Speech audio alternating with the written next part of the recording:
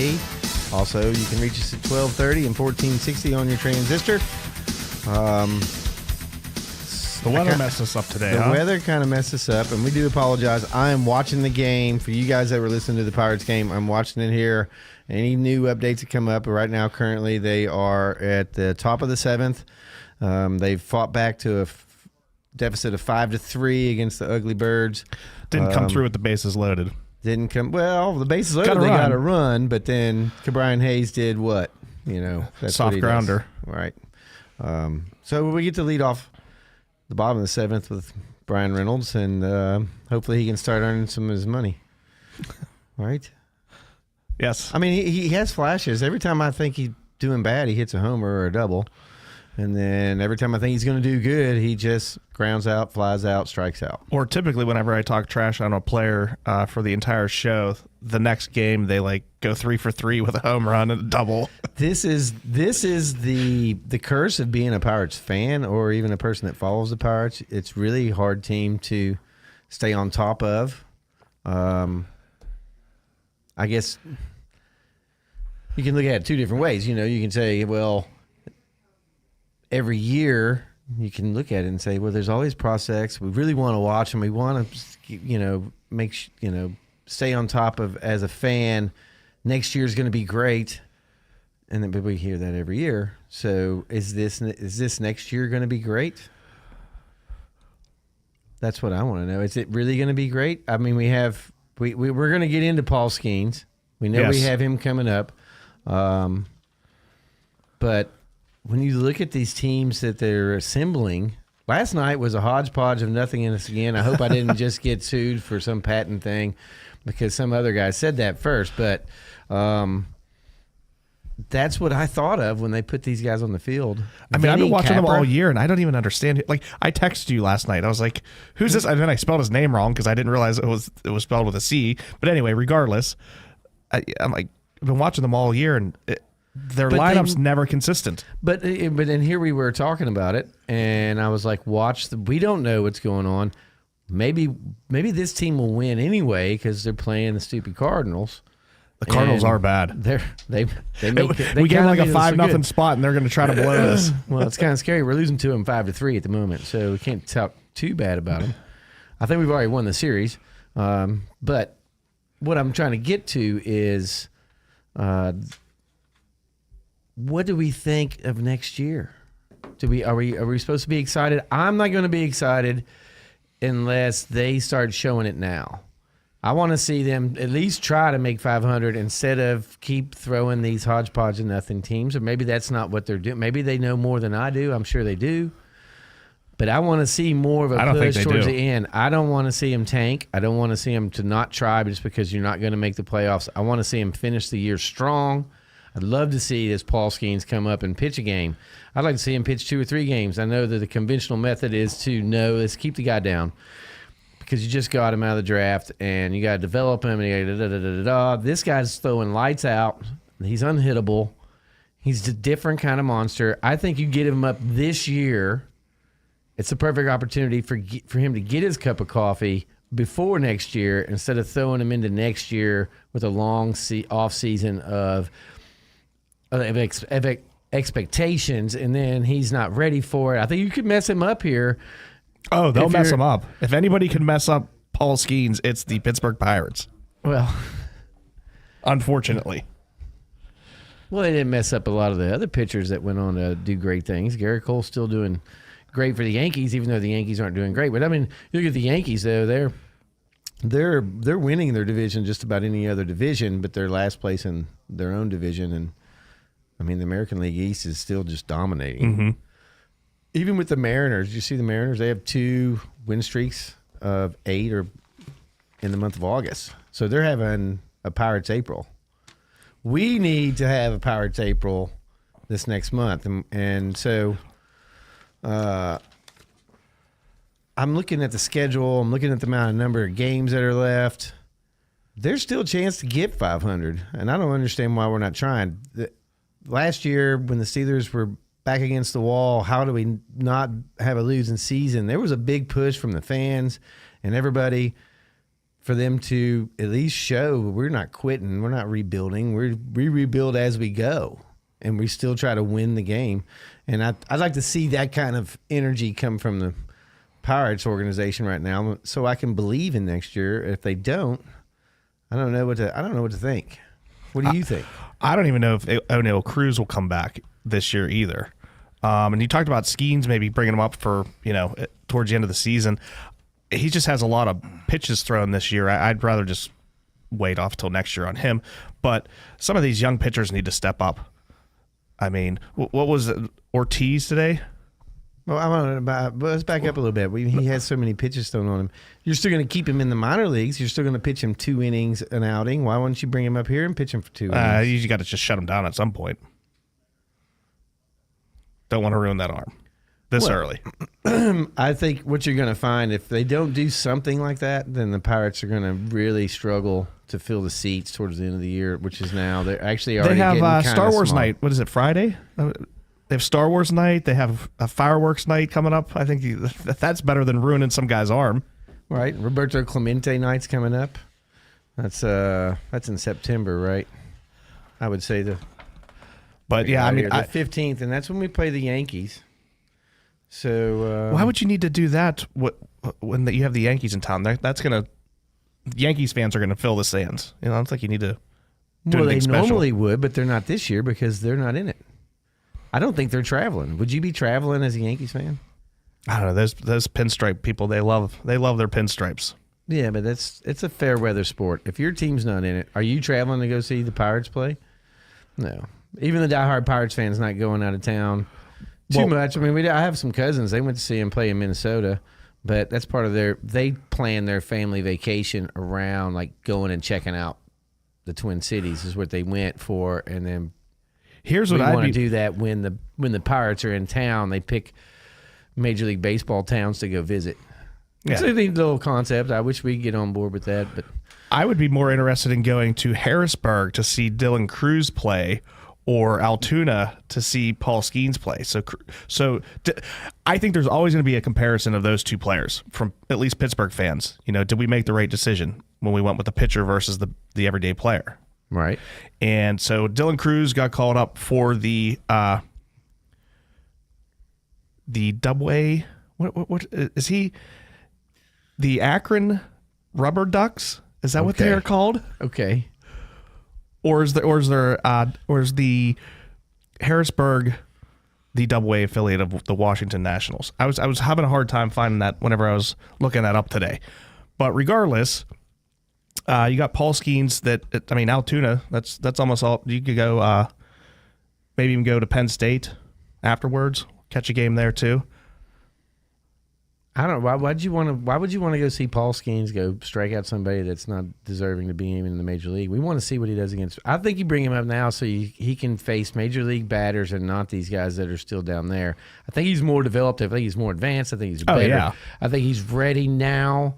I just want to see him in I person. think that's where you're going to kind of mess him up by giving him this offseason without giving him a little taste. His ego would love to have a start this year. I'm sure it has something to do with money. I don't know if they I give don't him a know. start at the Pirates. They might give him a couple innings, I think. But I guess you could start him for an inning or two, I guess. Right. And you probably fill some seats. Definitely. Right. People would go see that. If they bring him up, pitch, he's then- not in an away game pitching. He's pitching at home, for sure. Right. Sometimes I just want to scream. If the guy's all about money, and then here I've got these great ideas for you to have more people come to the game and you'll make more money. But no. It's not the right way to do. You got to conserve his arm and save it for whenever you're going to sell him or whatever you're going to do. Because you might want to sell him. Somebody comes and offers you money or a great deal. I just don't believe that the Pirates organization wouldn't get rid of him. Well, I don't Sure, think that.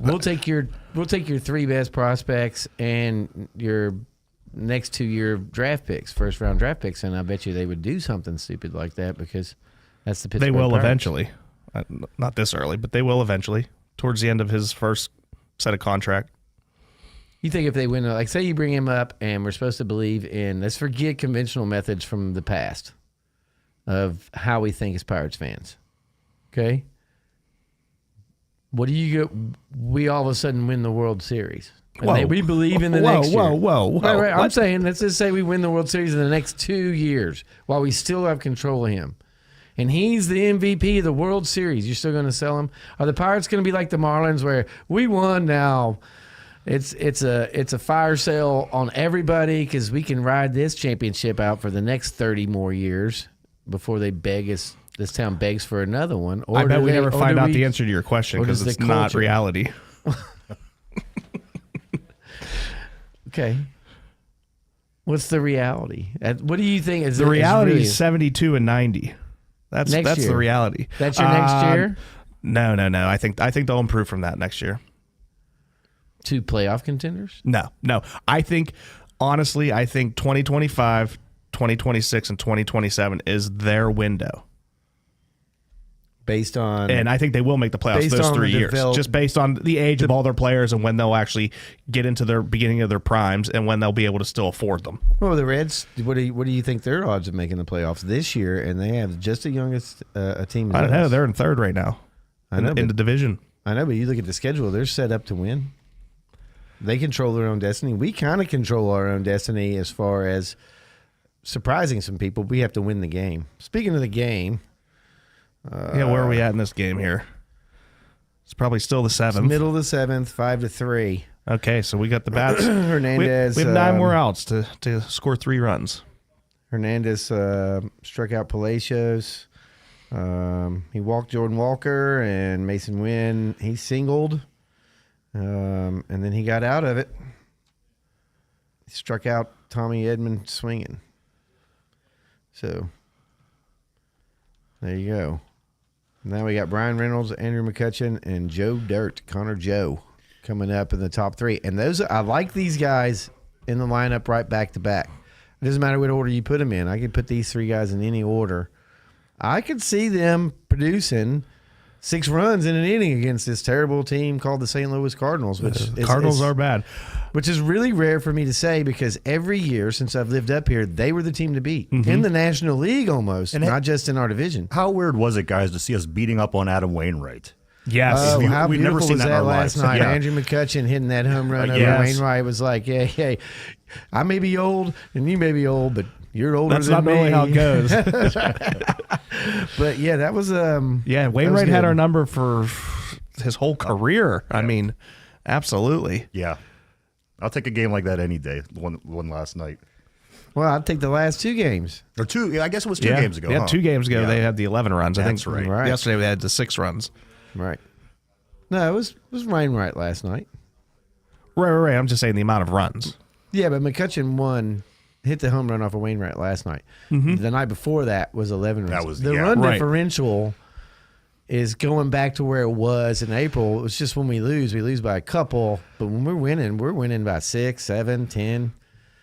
I mean, and last week we were talking about the Pirates need 7 runs to win. I started just all of a sudden just kind of checking those numbers all across the board, and shockingly, almost all of them, it's like 95% of all the games played in Major League Baseball, get more runs. You're going to see if this continues up, the players that are starting now and they keep baseball the way it is, these RBI records that were set and these home run records and these steal things that have all been advanced and heightened this year, they're going to be reflective in 10, 15 years. You're going to see some old records get broke. That's my assumption. I mean, if you were really looking at the stats and realistically looking at the way it could turn out, I'm supposed to be keeping track of this. You think? I think one thing you have going in your favor, Scott, with this optimism of the Pirates for the season at least. Frank calls it his Kool-Aid. His Kool-Aid. Is that they once you get into the, I mean, we have 35 games after today. So once you get into the last month of the season, a lot of teams fall off in a sense that, you know what, we're playing for nothing. This was a long, hot summer. The team might have gotten dismantled by the trade deadline. So I think a lot of times in the last month of the season, you're not going to get great competition. So it's just going to matter on what the Pirates decide they want to do. Do they want to get the season over with, or do they want to dig in and beat some of these teams that they probably should beat, especially in that period of time? Right. I think if our mindset is we want to win. We want to prove to our Right. fans that we're going to win. We want to be 500. I want to There's see still the an heart that the opportunity. team has here in the last 5 weeks of the season. I want to see the heart that that we want to see moving forward, because these are the guys of the future on this team. All these young guys that are here. Well, let's see what heart they bring to the table. Are they going to want to compete for these last 35 games, or are they just going to taper off and finish their season like a lot of teams do in Major League Baseball? What about the pitching arms too? With all the young guys, I mean, we had one old guy all season, but pretty much everybody's a young pitcher. Just the amount of innings they pitched, past what last season was. Are the arms just falling off at this point in the season, and will they continue this final month plus? It goes against the whole genetic makeup of the human body when we say this, because you can go back 20, 30 years from that, or in the past, and pitchers were expected to pitch 7, 8, 9 innings every fourth game, period. And there was your bullpen was very small. It's definitely the pitching's trended in a whole different direction. You could be in the bullpen all year long and never pitch. Now you are going through every person and trying to get these fresh players and not hurt your arm, protect the arm. It's an invaluable thing, where back in the day it wasn't the case. It just wasn't the case. And so we're soft on the pitchers when it comes to that. Their arms aren't worn out. They're regulated to the point where they're babied, if you ask me, in some aspects. They're just regulated to the point where, okay, well, he walked 2 guys, his arm's gone. Well, weren't the Washington Nationals in contention? They were trying to win their division, and they shut down Strasburg years back with like a month to go in the There season. was something like that, yes, Brian. You're and right. so even if they go in the playoffs, they don't even have their best pitcher. Right. So Sorry, I was Hey, keeping no, track of the game over here. I was listening to you. Scott's over there. He's trying to keep an eye on the game for everybody out there. Baseball's its own beast, but again, it's pro sports in a nutshell. I think that, as you're mentioning, shutting Strasburg down going into the playoffs, or, with the regulation of the arms on these pitchers. I mean, that's what baseball is now. As you said, it was totally different years back, but, they're all about protecting players. And that goes across the board, I think, NBA, NFL, NHL, and Major League Baseball. So, at this point, I think that the pitchers that we have, the two guys that just came over the trade deadline, Bailey Falter and the other He's fella. been great. And Hatch. It was just and Hatch. The two of them pitched a complete game the other day. So, I mean, for what we have going on, that's the deal. I mean, we're going to see that, I think, here on out. We're not going to get we're not going to be over pitching our Mitch Kellers. We're not going to be doing anything like that.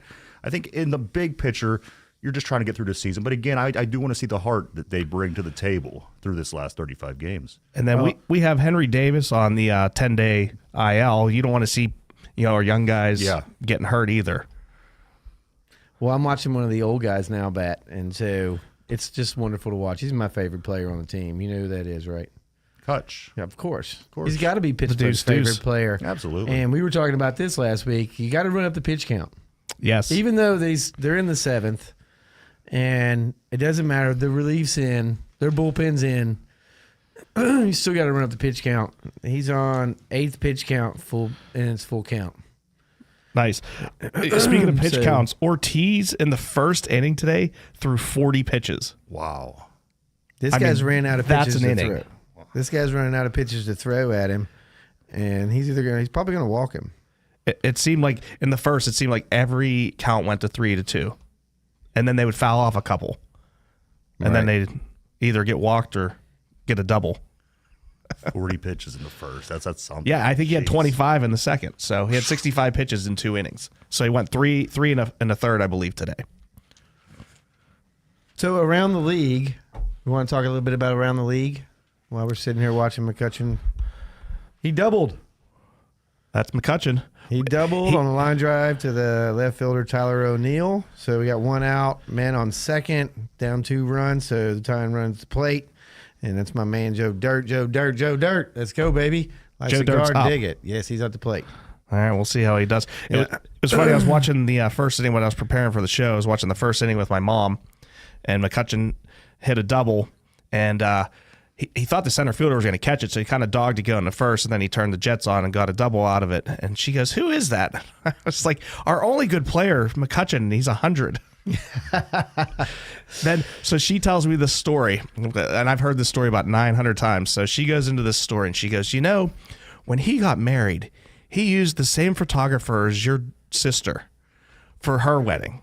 And she goes, and so we were looking up pictures for my daughter's senior pictures, and she was looking up the photographer that did the McCutcheon and my sister's wedding pictures, and it wasn't the same weddings, 2 different weddings. And she goes, McCutcheon's picture's still on the website, and so's your sister's. So my mom went on for about 5 minutes about not baseball, Right. watching But baseball. It was slightly associated. It was a fine thread connecting it to baseball. I want to say when McCutcheon got married, because do you remember when he had the long hair? Oh yeah. When he got married, I believe his wife says, "Oh, you're cutting that before our wedding." Oh, totally was. Totally was. And then he was a pirate when all that happened. Oh yeah. And there were some Samson and Delilah type of comparisons being made between the two. Like, because he didn't do so well that year. He cut his hair. Like all of a sudden it was gone. It was like, oh, let him grow his dreads back. And no, but what's the Disney girl with the long hair? The blonde girl. Rapunzel. Yeah. So he was like the Rapunzel, and it got cut off. I don't think it's a Disney. Disney Yeah, may it have redone it, but Rapunzel goes older than Disney. I don't know about that. I'll look that up, but On I'm the pretty break. sure that's like Aesop's Fable type. Well, thing. don't stop looking up the Pirates game. What's your boy? Connor Joe was Connor hit by Joe a guy. pitch. So now you got a man on first and second. That's twice today. And the brother, Palacio's up. So that's a brother playing a brother in this game right now, which is a pretty interesting thing. Palacio had a home run, today? Or was that yesterday? I can't remember. But he had a home run yesterday. I think it was yesterday. So they're both shining in these brother against brother matchups. Can only imagine at Thanksgiving that, you would be happy if you were the brother that had the winning record between the two teams, especially the matchups when we were both in the game. So Connor Joe was hit. He was hit earlier in the game too, actually on his right knee on the inside, but he should have struck out the pitch before that, and it was right down the middle, right on the bottom of the plate, and the umpire called a ball. The pitcher couldn't believe it. Then the next pitch he hit Joe in the leg. There was a lot of balls and strikes that were bad today. A lot of bad calls earlier in the game, you mean? Mm-hmm. Yeah, Yeah. I was able to watch like the first, I think, 4 innings. 3 or 4 innings. I keep looking that up and trying to get the updates. They are going to that's the forefront is the pitch AI, the location. That's the number one thing that they're going to discuss in the off season. And so I can only imagine if they don't do it, what would happen. I think that's going to happen. It's sooner or later. That's going to happen this next year because it speeds up the game again. How much time does it take for the guy to come out and how many ejections have you had over location of pitch? You got less coaches getting off early. You got less disgruntled fans, all that stuff. You know what? When we come back, there's a subject I want to talk about. Palacio that's called out on strike, so when we got Peguero. Oh, nope. He's out. Peguero flat out. So left 2 stranded. That seems to be the story. I think even when we won 11-1, they stranded 23 people on base. I don't know how that's possible. How is that possible? You put 34 people on base in a game and only got 11 runs. That doesn't compute, but it's still better than you put nobody on base and you didn't get any runs, which could very well have been the tail of last year's game against the Cardinals. So anyway, guys, I know you're driving home. It's raining. Be sure to check your roof and be sure to call TEK Roofing Specialists if you have any kind of signs of stains on your ceiling or if you notice any shingles missing. Be sure to give us a call. It's 412-969-1167. Love to take care of all your roofing needs. League repairs start at $150. If you need a whole new roof, we are certified with Tamco Building Supplies, proudly installing Titan XT shingles. We'll be right back. Whatever you need, wherever you need us. With 3 hospitals, 7 medical neighborhoods, and many community satellite facilities, Heritage Valley Health System has your medical needs covered. Heritage Valley has a long-standing reputation for providing the finest health care in our service area. For a full listing of our services and physicians, please visit heritagevalley.org. When you need first-rate health care, there's a Heritage Valley facility nearby. Heritage Valley and you, uniquely connected for life. Hey, it's time to wake up, Beaver Valley. Hi, this is Pastor David Grove from the Church of the Redeemed of Beaver Valley. After over 2 years on the air, it seems that some of you still cannot get up in time. So I've got good news. Wake Up Beaver Valley is moving to a new time, now airing from 9 to 10, this and every Saturday morning. It's time to wake up and turn our hearts back to the cross of Jesus Christ. So I invite you to wake up early this Saturday. To find out more, it's Wake Up Beaver Valley, Saturdays from 9 until 10 a.m. on Beaver County Radio. God bless you. The warm weather is back, and that can only mean one thing. Pirates baseball for a 75th season on Beaver County Radio. Tune in and listen to the Pirates Radio Network broadcast team as they take you through every pitch, hit, and out of the 2023 baseball season. Make sure you set your radio dial to WBVP WMBA 99.3 FM or 95.7 FM for all the action. Pirates baseball is being presented locally by the St. Barnabas Health System, Freedom United Federal Credit Union, Falcones Moon Township Ford, Keystone Wellness Program, Friendly Federal Credit Union, Dr. C. Timothy Lip, and Beaver County Radio, 95.7 and 99.3 FM, 1230 WBVP and 1460 WMBA. St. Barnabas thanks you for listening to Beaver County Radio. Hey, Peanuts!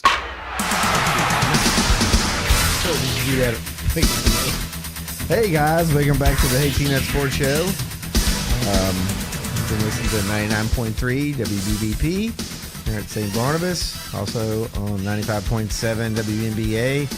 You listen to your transistor out in the storm. It's 1230 and 1460. Glad to have you back. Should probably talk a little bit about the storms coming through. This is an unscheduled stop for this storm, so I'm expecting they're calling for some pretty bad weather.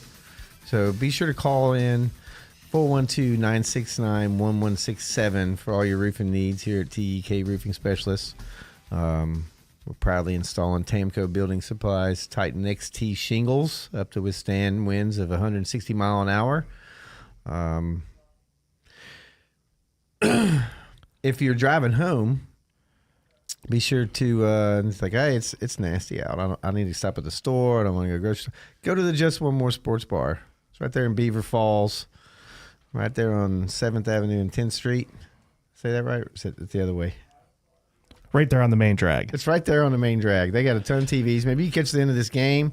Tonight is Pittsburgh-style pasta. Tomorrow night's the wing night, 42 different flavors.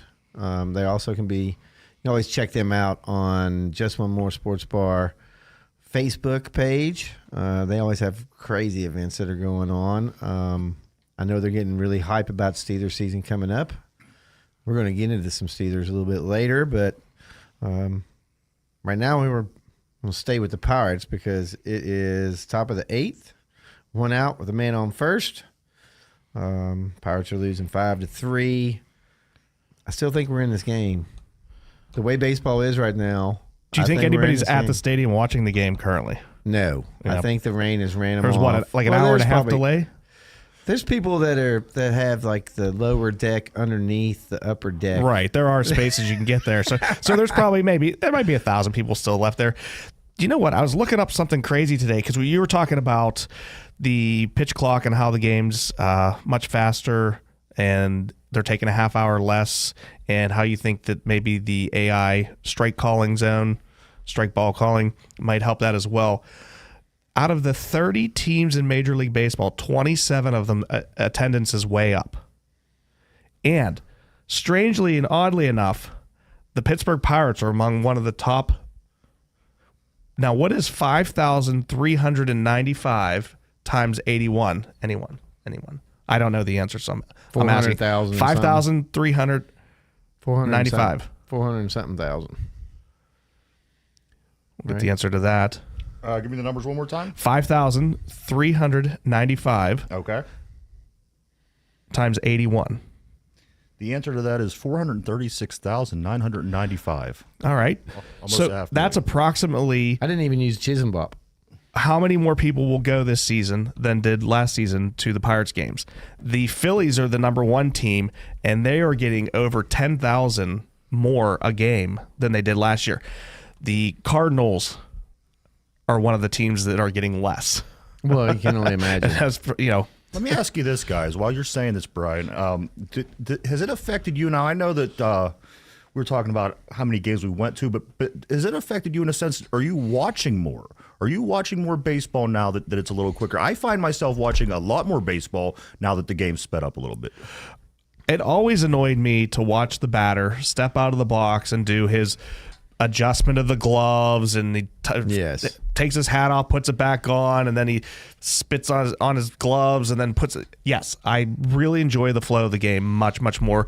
And although I don't want to support the owner, I do, I guess, support him because I do watch, and that's ratings. So, Scott, is your watch time up this year? I mean, with these changes, or are you still about the same?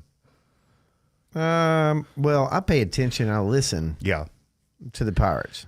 I mean, I've always paid attention when their game's on, whether I'm watching on the phone, listening to the radio, or watching on television. I don't get great television in Elwood City, and that's a whole hour segment about the government of Elwood City regulating what cable company I can use and what not. And so I just haven't. And AT&T Sportsnet, they want too much money just to have that. I can just go down to the bar. If I really want to watch a good game, I'll go down to the bar and watch the game. They took all the fluff out, and I think that's what Brian was saying. That there's so much fluff with the game. You're doing the gloves, you're doing everything between every single pitch prior to the changes made. And come on, I don't know many people that don't think that was a little ridiculous how it stretched on. And again, you remove the fluff, you got all baseball games done a half hour earlier. People enjoy that. Yeah, I think so. I totally agree with it. attendance is definitely saying Yeah, that it's a good thing. So I would assume viewership's going up. and as you said, Do you remember back before they did the rerun or the replay in NFL? I mean, I don't know if you guys remember this. I'm a little older than you guys, but there was a time there where, like, what do you mean they didn't call that? That was the game. And now the other team is going to go on to great things. This team's not, because it was a missed call, and the cameraman was that technology was ahead of the changing of the rule, and it disgruntled a lot of fans, and NFL actually fell off. It was during the time that NASCAR was going up and NASCAR was going down, and that's when they did that. You mean the NFL was going down? I mean, the NFL Yeah, was right, going down. we NASCAR gotcha. was going up. It was Yeah. a weird time in American sports What where years? NASCAR was competing at the NFL. Ish. What years? Yeah, like ish ballpark is that? Oh, I would say it was 98, 99 is when they started doing the replay. Okay. Right before Dale Earnhardt had his terrible accident. That was 2000. 2000. Yeah. Unfortunately, I Daytona would say 500. that's what it was, wasn't it? It was either 2000 or 2001. Remember they had coaches running around with the beepers and the pagers, and you had to push the button to get the referee's attention to replay, to check out the replay. Right. And in one particular incident, I can remember Bill Cowher, his beeper not working. So what did he do? Didn't he take it and throw it off the ground or something I crazy? mean, NFL still hasn't perfected it because I don't understand this either. There's an office in New York, right, that's Yes. watching every single play, and they can catch something, but if you don't challenge it, Yeah. One thing that I that's did not catch. football. I mean, you're getting away from the core spirit of the game. It doesn't matter. The game shouldn't be decided on that. If you know he was out of bounds, that should be the play. If that Well, I here's don't the thing. I understand think that part. You're fighting human error, because with the AI, with computers, it's black and white. You can't tell me we're looking at this screen, we're watching his foot. If there's green between the line and his foot, then we know he was in bounds. You're going up against human error, I think, with this, and we're just taking the words of the referee, who we believe, okay, well, this guy knows what he's talking about, and this guy's seen the play. But again, if you take it down to the computer level, you're letting the AI look at all that for you. There's no way of messing up. And I think that's the positive of this. It's getting away from the natural aspects But you know what? So is every sport in that sense. It's just the technology that we have. Oh, it's in tennis. Yeah, They can challenge it. Right. It's in, it's out. I necessarily don't think it's a in bad a lot of thing. different sports. I don't even know. Is it in soccer? Probably, but if Do they have replay if in it's soccer? I improving would the say game, They have replay in hockey. They totally have replay in hockey, especially on shots on goal, whether it was in, whether it was out. They don't do all the fouls. They don't do that are offsides. possible.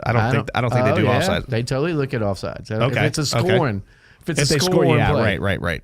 As the offsides, they can look at that on the line. there's two rule changes going into this football season. They take a couple and they do them for the season and see how they play out. And one of them is they're going to do an automatic replay of every unconverted fourth down. So say your team goes for it on fourth down, they don't get it. The New York goes in, they check it out immediately, make sure there's no error, anything like that. They get back to the referees and it's allowed to proceed. Are they using this pitch location AI in the minor leagues now, or do we know? Ooh, I don't know that. Because they used the pitch clock last year Yeah. prior to introducing it this year, and that's been the guinea pig to see how it would work. And so if That's a they're good not question. doing that yet down there, I'd imagine maybe it won't be done this next year unless they started utilizing it in advance in spring Yeah, they training. do it like in single way, and And then they bring it up in the double way and triple, and then they bring they it. only to have so much. They only got a month left to try to incorporate it right now, which may be mid-season for them, and maybe a spring training. Let's try it and see how it goes in spring training. And if it goes smooth and we don't have any problems out of it and the system that they come up with works, then we should by all means use this because, like I said, it's really bad for the sport. To me, it's bad for the sport. I mean, everybody likes a good, coach coming out and yelling, spitting all over the ump and all that stuff. But then, and big to me, I think it's bad for the sport that you have this unprofessionalism tantrum by two grown men in the middle of all these people talking about that was a ball, that was a strike, or you don't get, it doesn't matter what you think. I just think it's bad for baseball. It's bad for the image. That's just me. But Well, they don't let them argue the balls and strikes anymore. The players, you're immediately tossed. And then when I went to the last game I went to, they threw 3 coaches out over one bad pitch.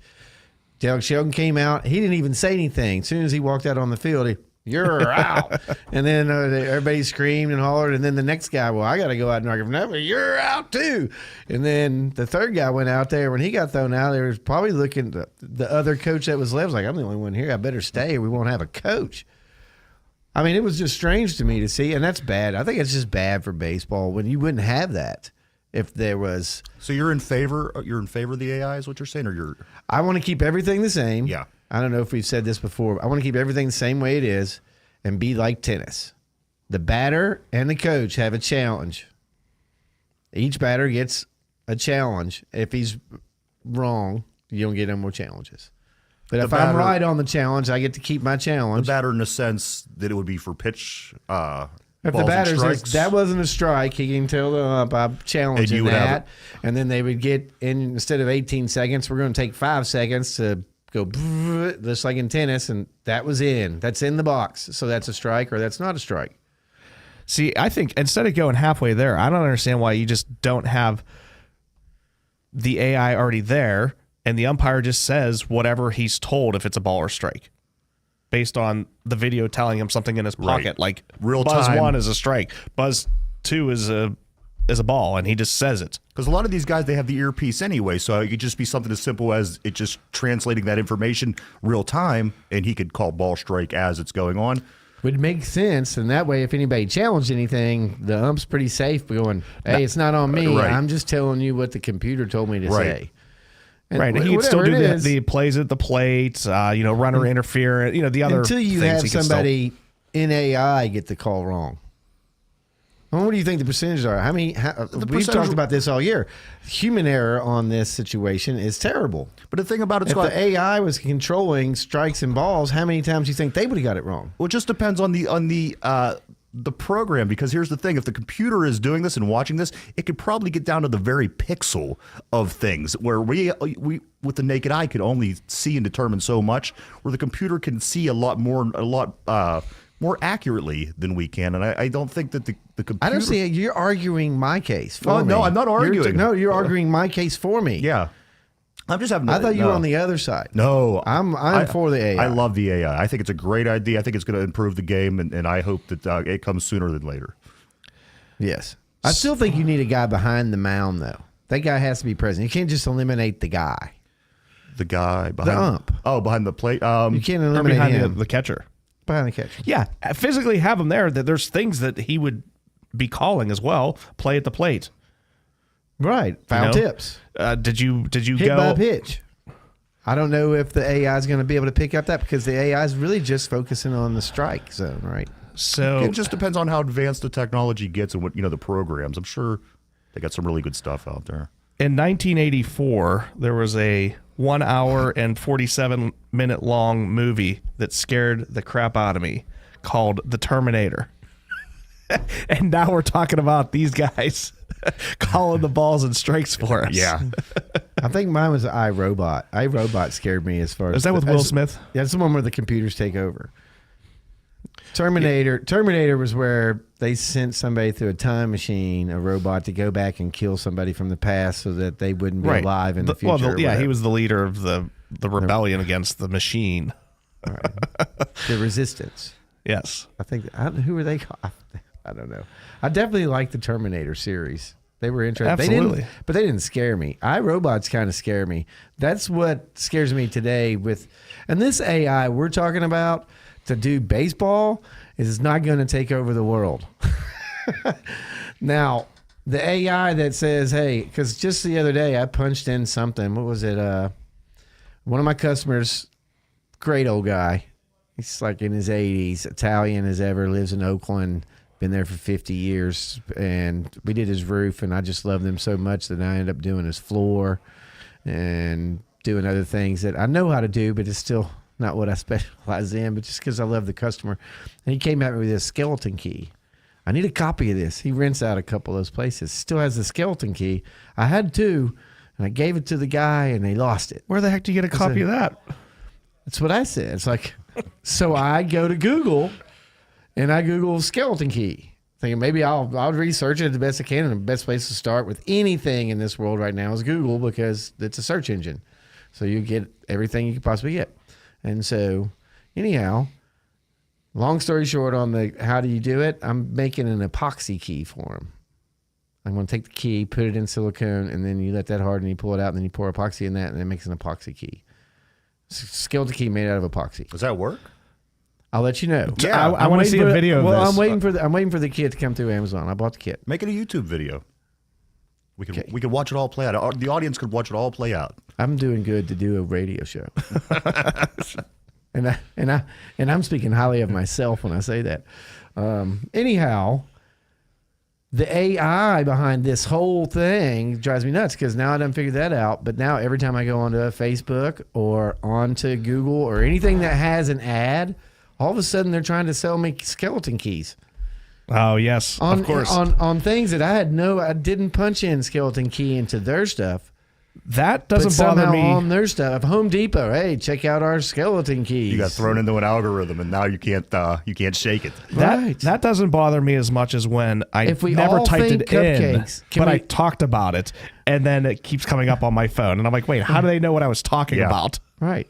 Let's all say cupcakes at the same time and see if somebody tries to sell us cupcakes on the phone and before we get home. I bet you it'll probably All right, happen. I'll say cupcakes a few times. We'll see. On the way home, I'm sure something will pop up. Right. So it's getting down to the end here on the Pirates game. We're top of the ninth. They got a man on first, so we got one more inning to try to get over this 5-3 deficit. Still got time to get down to the Just One More Sports Bar. Excuse me. That's a gas bubble. Is it from the coffee? It's from the coffee. Yeah. So anyhow, you get down to the Just One More Sports Bar. Tell them that the Hey Peanut Sports Show sent you down there. Make sure you talk to Kia or Amanda. I forgot the other girl's name. She's so nice. They're all the waitresses there are really nice. Make sure you tell them that Scott sent you from the Hey Peanut Sports Show. You can watch a Steelers game there tomorrow. Pittsburgh style pasta tonight. You've been listening to 99.3 WBVP at St. Barnabas and 95.7 WNBA. 1230 and 1460 on your AM dial. Brought to you by TEK Roofing Specialist at outlook.com. If you give us an email or give us a call at 412-969-1167. If you missed the first part of the show, you can always check us out at Beaver County Radio Facebook Live. Love to hear what you had to say. And if you feel like calling in, give us a call, 724-774-1888. We'll be right back, guys. Lincoln Park Performing Arts Center presents Night of Dreams, a first-class gala on September 16th at Willows, an evening of dining, music, and dancing benefiting the artistic and educational programs of Lincoln Park. For tickets, visit lincolnparkarts.org.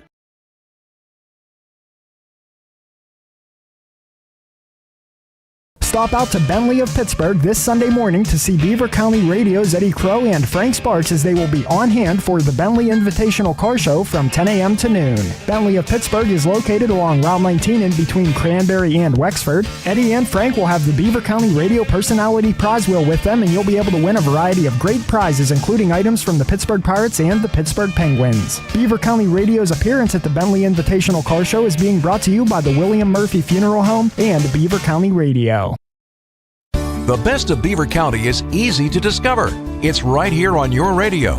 Tune in Beaver County Radio or watch the best of Beaver County live on Facebook or YouTube video this and every Thursday from 11 to 11:30. The program is made possible by St. Barnabas. For over 3 years now, the show has been dedicated to shining light on the great things going on right here in your neighborhood and the people that are making it happen. This Thursday, enjoy conversation and insight from an intriguing lineup of guests who are creating excitement and having an impact right here in Beaver County. Your friends and neighbors at St. Barnabas are pleased to support the best of Beaver County. The radio broadcast will also be replayed each week from 11:30 to noon on Sundays on Beaver County Radio. Archived Best of Beaver County videos can be viewed on the WBVP WMBA Facebook page. It's your chance to encounter the best of Beaver County with host Mike Romai this Thursday starting at 11. For more information, visit beavercountyradio.com. Man on first and second. Hey, Peanuts! Hey guys, welcome back to the Hey Peanut Sports Show, brought to you by St. Barnabas here at 99.3 WBVP and 95.7 WNBA. You can also reach us at Beaver County Radio Facebook Live. Be sure to go on there. If you want to give us a call, 724-774-1888. We'd love to hear what you have to say. The Pirates currently are at the top of the ninth. The Cards have man on first and second, and there's no outs. And we have a Selby pitching. This is one of those guys they brought up that he's been in there a few times. He hasn't really disappointed, but I don't know. We'll see how this goes. I think there's still a chance, as they say in Dumb and Dumber movies. Right? Just saying, there's That was a chance. great line. There is something I wanted to ask you on the radio, Scott, Ryan. The intro to our show here at some point has a baseball bat hitting a ball. Correct. And now that we're going to be moving from baseball season here over the next month or so into football season, do you think we should change that? Do the viewers think we should change that? I think so. I thought of maybe adding like, And if so, what to change it? What to? I don't know if you want to do like an Omaha or something like that, or just An the sound audible? of, the sound of pads hitting. See, Or, even a rendition of the Rocky Top in the background wouldn't bother me. See, I thought of like a tackle or a hard hit, but then I thought of the movie Concussion and how they used to say you got jacked up. Do you remember when ESPN did that? And they got rid of it. Now it's like you got mossed or something as a great catch versus a big hit. And so I don't know if I want to do the tackle. The tackle might be nice. I mean, put something together, get a tackle, and then you get the guy doing this, and hut, maybe something like that. Blue 42. Yeah, Blue yeah. 42. I don't know. Just It'd be great to do like maybe even a cheerleader. and mix it in with the music, some kind of pep rally sound, a cheerleader sound. My daughter's a cheerleader, but I mean the Steelers don't have cheerleaders, right? No, I was told they never had them, but they did have them. They had them at one point in history. I believe they are the only team right now in the NFL that does not have any.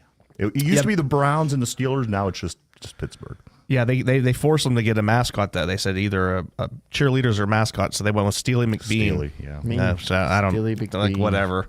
Okay, Steely. Yeah. Well, we have an update in the game. I don't know exactly what it is yet, but Yeah, there was an hour and a half rain delay on the Pirates game, so they're still in the 9th right now, I believe. Wynn hit his first pitch. It just says it's in play and there's runs. There was a man on first and third, so I imagine this is not going to look good. 6-3. He grounded into a force out. One guy scored. He's on first. Well, the Pirates. So there's 2 outs, man on first. We're down 6-3. There's still a chance. Well, they get 4 chances against the Cubs starting tomorrow. They play the Cubs Thursday, Friday, Saturday, Sunday. And then we get the Royals Monday, Tuesday, Wednesday. And I looked up the Royals record. They are really, really, really, really bad. They are 40-88. Yes, they're not doing good this year. But No. they you can't count these games as wins in baseball. It's so terrible. Isn't it something you just to be? can't count these games as wins. The Royals are, we need sweeps, but I don't think we're sweeping them. Just like we should have swept these Cardinals. I don't know. There's still a chance. Isn't All it right, so he wild? grounded out. So now we're going to the bottom of the 9th. We got Brian Hayes, Brian Reynolds, and then Andrew McCutcheon. Okay, so we're at the top Again, of our we're order. We're back to where I said I like it. I like those 3, and we'll see see what happens. Last time they scored a run. You know what's funny to me is Pittsburgh Pirates fans, how we could turn and we could look down on a team like the Royals, for example. Oh, we should kill these guys. We should beat these guys. We're the Pirates. I mean, Yeah, but they won a World Series, 6 years ago? Something like that. Did they really? Yeah, they did. Yeah. Wow, Wasn't that- that long ago. George Brett was all out excited. Who'd they beat? Was it the Rangers? No, they're both in the American. They'd have Who did to they beat? play the National League team. Oh, they must have. Well, maybe they beat the Rangers in To the get- to ALCS. go there, maybe. I don't know. I can't remember. Yeah, it was good for a small market team to win the World Series. Oh, yeah. Got us all excited here in Pittsburgh. We could do that. We could do that. I was excited. And you look at the schedule coming up. We do have, outside of the Royals, which ends the month of August, and then we skip over to September. Mind you, the teams that are good that we play are the teams that, if we do beat them, helps us. Because then we play St. Louis again. Then we play the Brewers. We get the Brewers at home. I don't think it matters where you play St. Louis. Like you said, there's no one going to their games. Is Atlanta? Do we have Atlanta one more time? Then we have Atlanta, and that's a weird one too, because Atlanta may have already sewed it up. Yeah. They may be in a position They are where unreal this they're year. going to rest everybody and make a strong run in the playoffs. By the time we play them, I don't know. I don't know if that's the way they're going to approach their season, or how they're, because they're the best team in baseball right now. They have the best record. I I imagine believe they have the biggest 81 wins cushion. already. I believe. Don't quote me on that. Oh, they have 81 wins, and the Oakland Athletics have 36 wins. So very similar teams. As bad as the Royals are, the Oakland Athletics are worse. Didn't they take a series off us? They did. They did take a series from Was us. it a sweep or was it 2-1? I think we won the first game. We got a win fell out of in that. their only winning streak of the season. They had like 9 wins in a row. And or the something, first and two we were against us. It was like, oh man. So anyhow, after that though, I mean, Scott, we get the Yankees at home, and we get Washington at home. yeah, Washington's bad. They're bad, but then we split the series with them last. It's not like we handled them last time we played them, but we were up there. We got them down here, so maybe that's a little different. In all fairness, Scott, we did split with Atlanta as well. We swept Atlanta at the beginning of the year. We're leading in the years. In the Are you whole, sure? Because I think we only play them at home No, and we then on the swept- road. I think we swept the Red Sox. You might be thinking Yes. that's who you were. Scott, go. if I you're brought the calendar, if you're in so- your car, listen. Scott is he has this Pirates calendar. He told me he Thanks, brought a Frank. notebook today, but he has this Pirates calendar and it has all the games on, home, It's away. quicker than scrolling. It is. It's definitely quicker than the Google. I could have swore we played them at the beginning of the year. Well, regardless, the team we were the first month of the season is not the team we've been since. We swept the Red Sox, which was a Yes. shocker for everybody. Right. Right. And then I could have swore we played them. We played the Braves. But April could have been an illusion if you think about it. It was, you know, It's so long ago. It yeah. feels like it was like last season. And it's not consistent with anything else that happened this year for the Pirates. So it is 6-3 right now on the bottom of the ninth in the Pirates game. Are you following it on yours?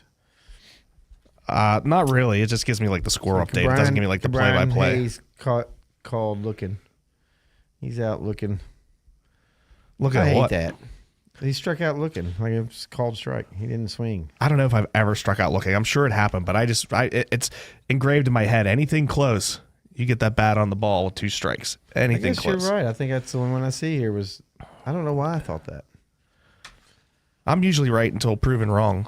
Then I'm Well, they're still not thinking even I'm right. like they're not even in the same spring training camp either. Like Braves wouldn't play the Pirates down there in Bradenton. Where are they, over to Arizona or something? I don't know. I just, You're either in Arizona or Florida. okay. Well, I mean, there's a few facilities down in Florida, right? I believe there's 2 separate ones down there. Right. Yeah, I think so. One of them's in St. Pete and one of them's in Bradenton. I believe so. I don't know. I've never been there. I don't even go down to PNC Park anymore. Clearwater. I don't think it's as far north as Clearwater. But What's that town in right north of Clearwater? I used to live there. I think I'd know this. I don't know. I know Tampa's close, but I know that's not what you're thinking of. Tampa's right across the river from Clearwater. I heard it's just like heaven down there. I've never been there. Closest I've been was probably Orlando. What's that? Probably an hour and a half. You been to Manhattan? Like New York? So Okay. if you go to Tampa, it's like the Floridian Manhattan. It's absolutely disgusting. But if you go to the coast, you go to the ocean, and you go to Clearwater, You mean the Gulf? it's still a coast. Okay. You said the ocean. I was like, Oh, okay, right. The Gulf. of Okay. Mexico. Yeah, I'm right, like, right. So you asked if I went to New York. The state, yes. I've never been to New York City or any of the surrounding areas except for Newark, New Jersey. I went to just a big commercial building there, and I could see the city from across, and it was nice. It looked nice from where I saw. McCutchen goes down on strikes. He was 3 for 3 going into that at bat with 3 doubles and a walk on the day. He strikes out, gives us 2 outs in the bottom of the ninth, and it looks like Brian Reynolds is on first he had a single. he is on first base, 2 outs. Connor Joe is up now. Joe All right, Dirt, so we Joe need- Dirt, Joe Dirt. He's got hit by pitch twice today, and he's 0 for 2 with a strikeout. I'm hoping for a Def Leppard hit by pitch sucks. again. See, Ryan and I have never seen the movie Joe Dirt, and Scott keeps claiming how it's just a gem. I'm telling you, I've got so many inside jokes. Kid Rock in the movie scolds. That may have been the part that I've seen about 13 times when Kid Rock is in there. Right. When Kid Rock pretends to read the note from the girl. Who's he's the like, girl in it? Wasn't there like a pretty Dear blonde? Joe. Yeah. I don't know. I still am not going to watch it, Scott. It is not on my list. That's all right. The ball is in play. No out. Does not say runs though. So Doesn't say, yeah. It's not giving me anything yet. So what? We're in the bottom of the ninth, 2 outs. Brian there's Reynolds. a chance. The man on second. All right, so Oh no, he scored. So it's 6-4. Connor Joe doubles on a line drive to right field. And Brian Reynolds scored from Deflected by first. center fielder Richie Palacios. Brian Reynolds scores. Here we go. It's the brothers showdown. So play show can tie it up. Tie and run at the plate. All right, man on second, 2 outs. Bottom of the ninth, down 4-6. Palacios 0-4 on the day with 1 strikeout. So he's due because he's been hot to this whole series. So he's kind of due. Maybe he didn't get a break. Like everybody seemed to get a break there in this series on the team. Everybody at least had 1 day off. Seems like they just keep mixing it up. But this guy didn't. He played every game. Foul ball, 0-2. Pergera, he played every game too. Maybe Connor Joe played every game. He seems to be coming around. I wouldn't be surprised if we lose him in the offseason. I'd love to keep him. But there's got to be somebody. They got to get some money for somebody. He's a nice utility player. I like having Connor Joe on the team. Oh, that's the end of the game. He ground out. That is it. Final score 6-4. 6-4. So that puts us at 57-70 for the season. Long ways to go. 127 games in. How many did you say it leaves us with? 35. 35 games after 35 today. games after today. So, let's see here. How many more do they need to win out of that 35 to get to 88, like your prediction, 25. Scott? Oh, to get all of them.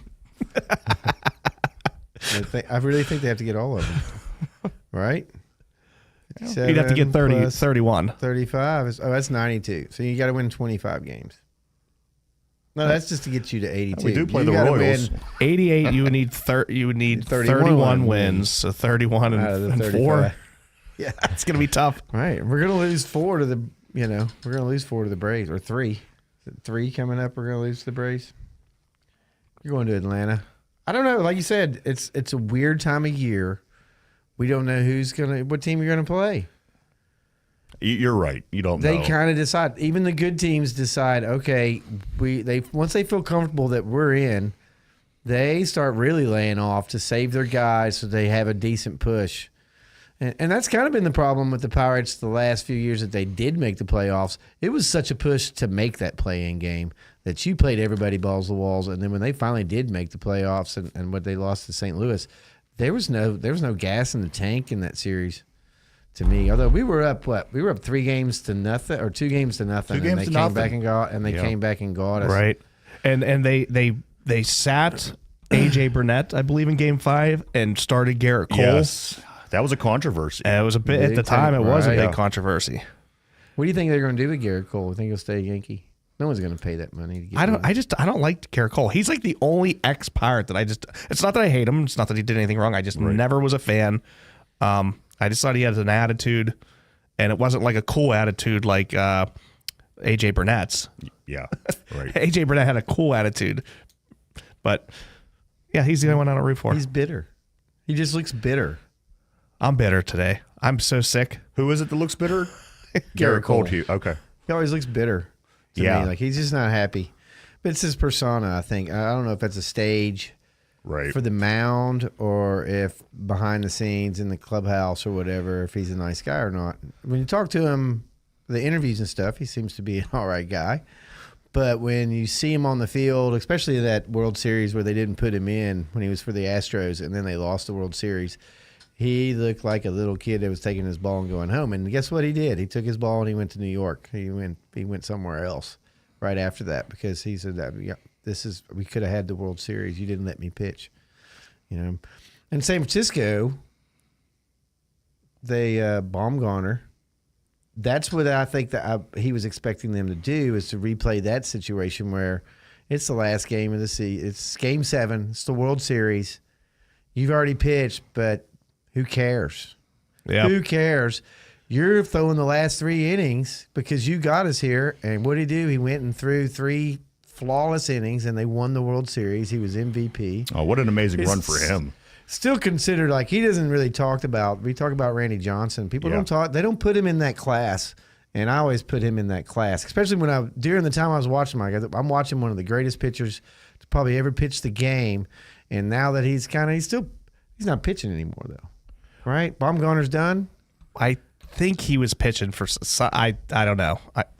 But you just he's don't not the hear same him, pitcher he was. But they're not talking about him as one of the greats though, or one of the legends. Well, that's and funny. I think he is. I think the he's Pirates' right up there. luck. They finally get good for 3 years, and then 2 of the years they have to face Baumgartner, who had his best playoff run ever, maybe one of the best playoff runs for a pitcher, and then Jake Arrieta, who had a career year that year too. So it's just you're playing games. You had to pitch. You had the 2 best pitchers of the league to go in. I'm going to switch gears a little bit. We've been talking enough about the Pirates. Like I said, they lost tonight 6-4. What do you want to talk? That's Studio terrible. wrestling? No. Hey, one quick note, Studio- guys. Roller derby? Studio One quick note on Madison Bumgarner. He did play all the way up until April of this season, where he had a disastrous start with the Arizona Diamondbacks, where he was released, and he hasn't been picked up by anybody since. Yeah, that's I thought I heard. Right. So what do you want to switch gears to? Okay, so Well, this is one of my favorite times of year. It's kind of short-lived, but it's exciting. And one of my hometowns is in it. They're in the Elite 8 of the Little League Baseball World Series. And I think it's That's really cool. exciting. It's going on right now. I was curious of what you thought about the little Chinese kid who's so far pitched perfect. I mean, he's pitched perfect through the tournament. He looks older than me, though. I heard he was in his 30s. I don't know. he looks older than me. Anybody check his birth certificate? Well, they are notorious for sneaking people in a little over age. But I'm trying to get some scores here. Is that team from Washington, PA still in it? Does anybody know that? They were doing So they won today. The Chinese team won today 9-1. So they move on. What is that, Chinese Taipei? Is that who that was? Well, it's weird. I got here Asian Pacific region. I assume that's right. what that is. Yeah. Right. And then the Caribbean region would have been Curacao, which had put up a strong showing last year, was a surprise team, and then they were still in it. I'm pretty sure. I watched the Canada versus Mexico game. And Mexico that was a won game. that. I believe Canada won. No, Mexico won. They played Japan. Okay. Nope. 8:00 tonight. Yeah, but it's all double elimination. So like even if you lose, it doesn't mean anymore. you're. Yeah. Right now. Yeah. Even yesterday. Right. Yesterday was last 2 days. I guess have been elimination games. It looks like there's somebody here with pizza in the hallway. Pizza. We didn't order it, but love Pizza Joe's. For you guys. Well, thanks anyway. No, my new favorite pizza is Johnny's Pizza. If you're in Elwood City, you gotta make sure to stop in at Johnny's Pizza. You never in there. You never come down there. You don't even come my way because we moved the station closer to your house. But, right. They have this thing called. I think they moved it closer to me on purpose. Fried pepperoni puff. You ever had a fried pepperoni puff? I have not. No. It's like a salty donut with the pepperoni roll stuff inside of it. Well, if Scott was any kind of a nice guy, he'd bring us some, right, Ryan? It's very unique. It's unique, and which is hard to say if you're talking about Italian food in Elwood City, because I don't know, they have a nickname, and I'm not supposed to say that on the radio. I don't know. Okay, well, I'll ask you at the break if I'm allowed to say that. Yeah. But they have a nickname, and it's basically Italian City, but they use a different word for Italian. Okay. Because there's so many Italian restaurants there, and some of the best Italian food you ever get is in Elwood City. Everybody I know from Elwood City, except for you, is Italian. Yeah, I'm telling you, I went to Slippery Rock, and everybody from Elwood City and everybody from Newcastle that I met, and when I say everybody, I'm just generalizing, obviously, they were Italian. So, and there was this one kid whose first name was my last name. And we always got confused because everybody called me Pasquale. They didn't call me Brian. Right. And so when Pasquale and I met at a party, we were like, "You're the other one." Everybody always just confused me with you. And he was a good kid. I remember when I met my wife down in Tennessee, you get to know a girl. That's when we were getting to know each other. And I was like, "So what's your heritage?" Because her last name was Malcolm. But her mom's maiden name is Philippi. And so I'm like, I was like, what's your heritage? She goes, we're Polish. And I'm like, huh. That just didn't sound like well, maybe Malcolm is a Polish name. I mean, they're from Western PA. I don't know. I didn't know the area. So eventually I moved up here. It wasn't really that long ago. I moved up here and immediately got drugged to one of the greatest family reunion events. It was really wonderful. I still look back on this event with great memories of all the food that I'd never had and whatnot. And so I'm like,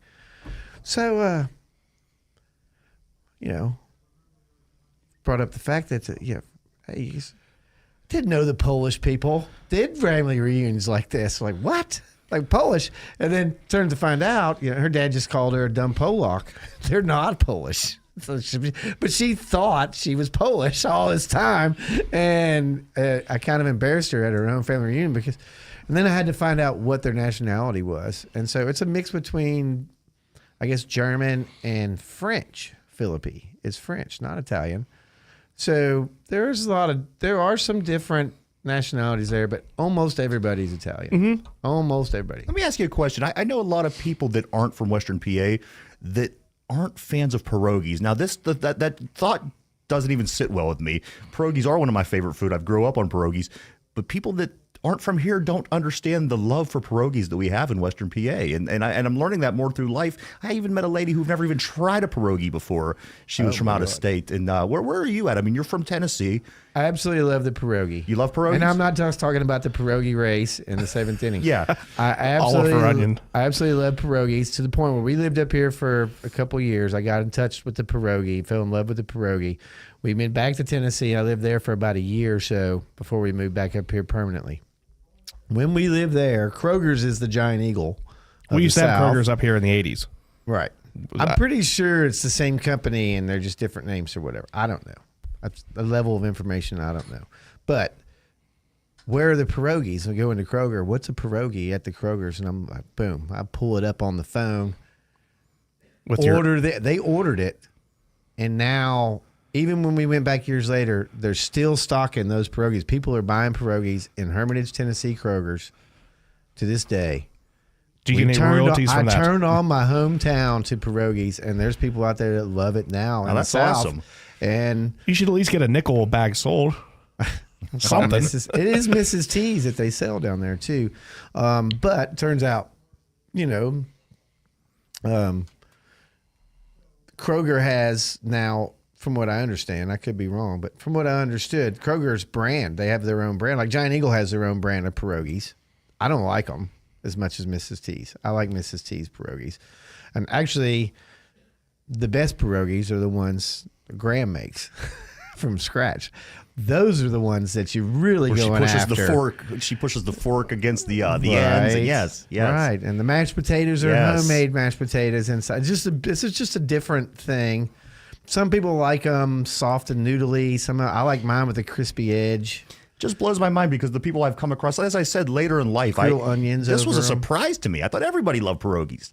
And I'm coming across people, as I said, the one woman had never even heard of it. I'm going to shock you now. How do you like grits? Have you had grits? Yes, I've had grits when we traveled. You can get grits up here. They're instant. Though. Sometimes when we went down south, we did have grits at breakfast time at restaurants passing through towns, but I don't love them. I mean, they're grits.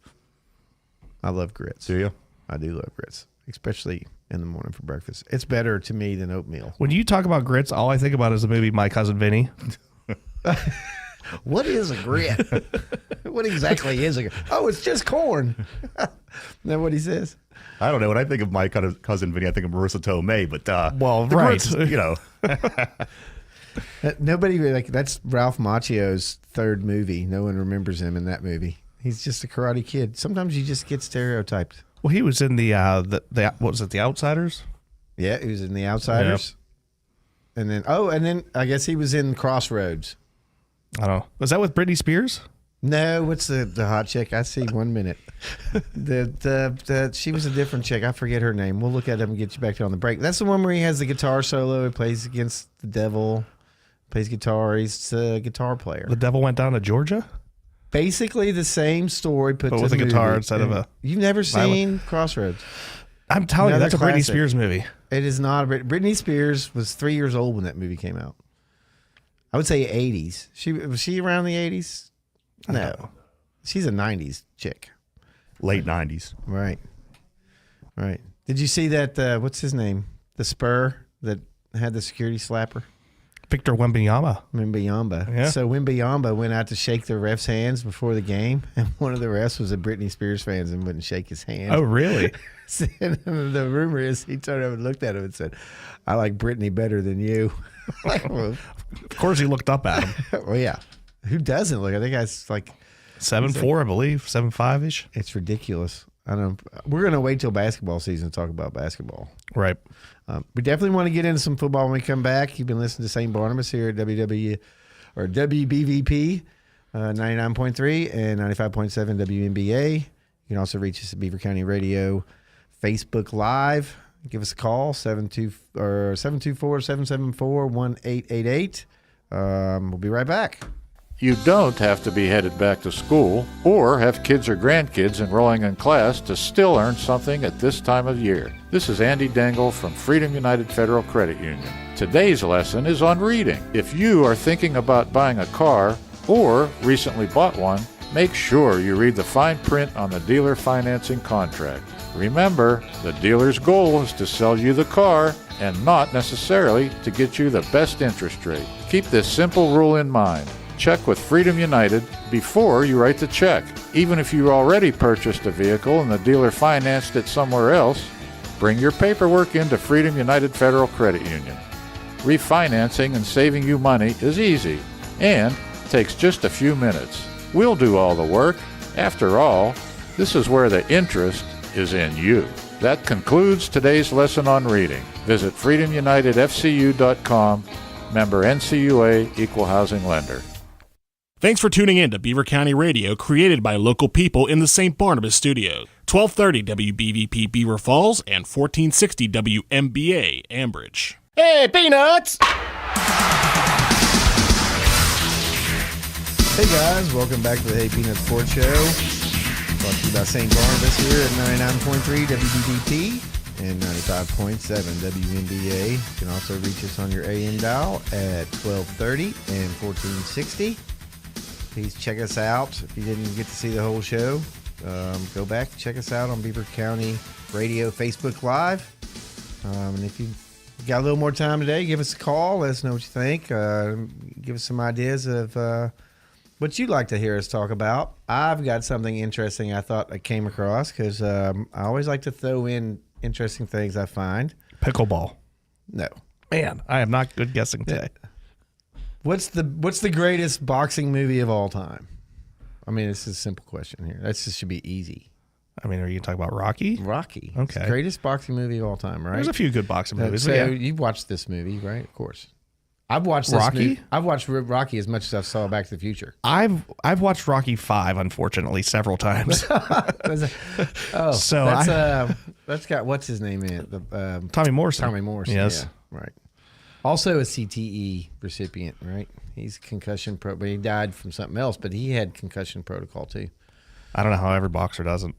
Correct. So anyhow, in Rocky, the original, right? Adrian's brother. You remember this guy, Paulie? Yeah. So did you know his name's Burt Young? So I'm just going to read this that I found. Burt Young, who played Paulie in the Rocky franchise, was actually trained by Cus D'Amato.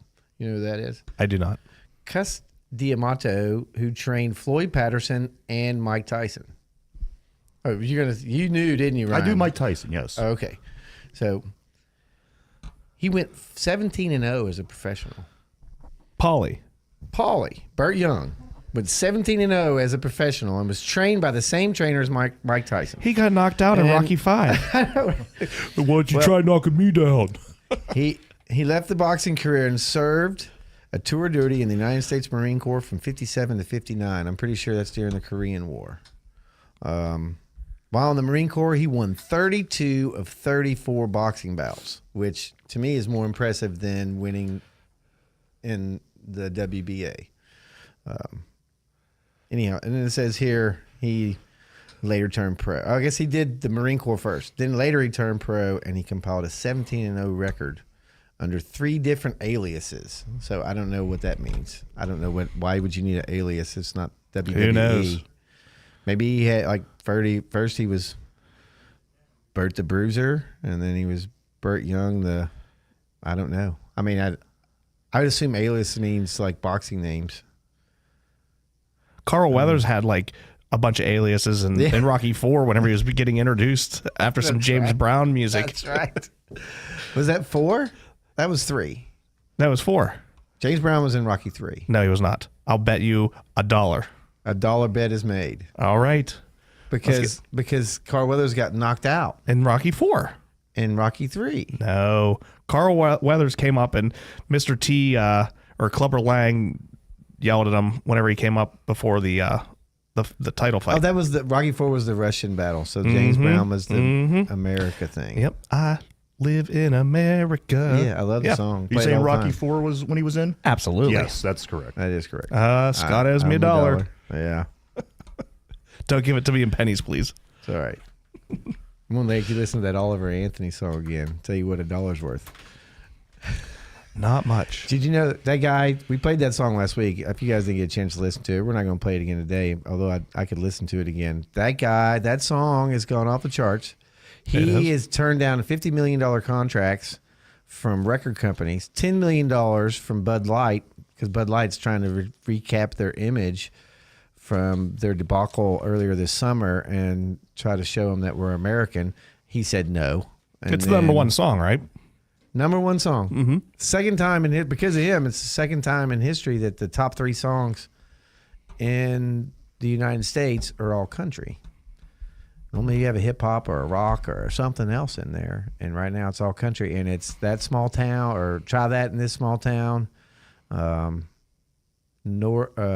Richmond, North of Richmond is the Oliver Anthony song, and then I forgot what the other one is. I don't really listen to a whole lot. Yeah, of it's country. what is it? The rich men from north of Richmond.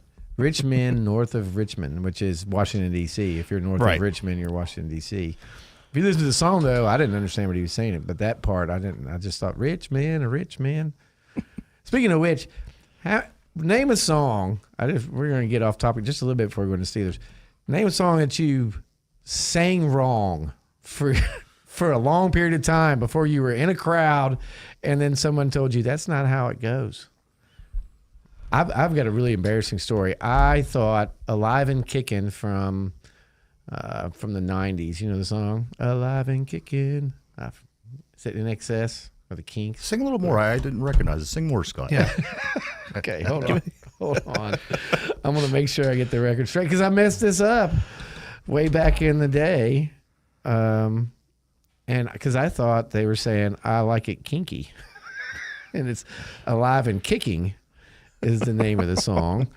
And Simple Minds. That's Simple Minds. Simple Minds. I do have one. Matter of fact, I just thought about this not too long ago. The song by the Bangles, "Manic Monday," just another Manic Monday. Yeah. I was always under the impression, as a younger person, I always thought it was just another man named Monday. Just another man named Monday. But it in fact is There just you another go. Manic Monday. Right? You could be named Monday. Yeah. There was a movie, What Happened to Tuesday, right? Or What Happened to Something, yeah. Wednesday? Did you see that movie? I've heard of it, but I can't believe you guys mentioned the Bengals and you didn't mention Susanna Hoff. No. I mean, come on. I thought of her Was about that the 4 poster? times. Was that the poster on your college dorm wall? No, You so it would have been that's a before. little- Yeah. I was gonna say, that might have been in your junior high. You had that like underneath the pillow. Yeah. My middle school days, maybe. Middle school days. I don't know. I don't even know how old you are. I don't. We 28. don't have to go there. 28. We don't have to go there. My wife just had a birthday Sunday, so it's been exciting in my house. What'd you do? What did we do? I don't remember. Oh boy, I know. that short-term We went out memory's to gone. eat. No, we went out to eat. We didn't go anywhere fancy. We like going to a place called Christie's. It's like a diner. Oh, yeah. Out in Elwood City. Yeah. Well, that's not a bad place. No, it's been around forever. It's Yeah. a staple. Everybody likes the food there. So when the family goes, there's no complaints about, we gotta go. Yeah, 'cause I've eaten not there. everybody likes Taco Bell or wherever. Whatever you suggest, I don't want to go there. I have a big family. It gets complicated to take people out. It sits on right on Route 65. It is. Yeah. Right there. That's a It's good- kind of on the edge of Elwood City. Yes, you got to go over the right. bridge. I think they call that There's Frankfort, other things or there Frisco. as well. There's all Frisco, yes. That's what they call that. Yes. So anyhow, We only got 20 minutes, guys. Why don't we get into the stuff everybody's been waiting for? the Steelers. The Steelers. Yeah. My question. So I have this thing I want to do, and because there's a lot of talk about Najee Harris and Warren. Mm-hmm. That seems to be the topic because Warren broke out with a 60-yard run last week against the Bills. Score didn't reflect that game. It was 27-0, and it ended up 27-15. Yeah. But if you watch that game, the Steelers controlled that whole preseason game. Right. I think most importantly to was the first experts. 2 drives. You're seeing the first team of Buffalo on the defense and offense. I think that was the most important part of the game for the Steelers. Yes, I think it looked okay. They did. I thought they looked pretty good. There's a lot to get excited about. The talks about this Najee Harris and what do you expect? And so instead of just giving you my opinion, we're just going to do Ryan and Brian going to play this game called more or less. So, more or less. Will Najee have more or less yards per carry than last year? Is he going to have more or less than last year? I think this is per carry, correct? Per carry, yes. I That's think, what matters. I think it has to be more. You know what? That's a really good question. Brian, what do you I'm think? going with the over because he had the foot injury for the first half of the season. And, Scott always kind of knocks his breakaway skill, I guess you would say, his lack thereof, a breakaway run speed. But he lowers his shoulder and he goes hard. And I just feel like without having to wear that, I think they downplayed the foot injury last year. So I'm going to go with more, but not a ton more, if that makes sense. I mean, he is the workhorse of the two running backs, of interest. What about more or less Najee Harris total yards?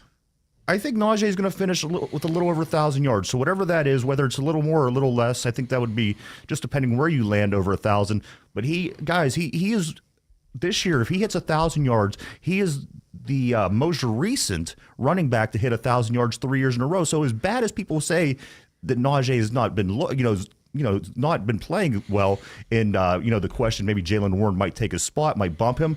He has been an 1,000-yard rusher for the past two seasons, and again, it's been almost a decade since anybody had done it 3 times in a row. Najee Harris can do that this year. You can turn numbers to look any way you want, Ryan. Absolutely, but right? they are and also so the factual, way correct? Right, but what you've turned it into is, and this is what I'm trying to point out here. Please.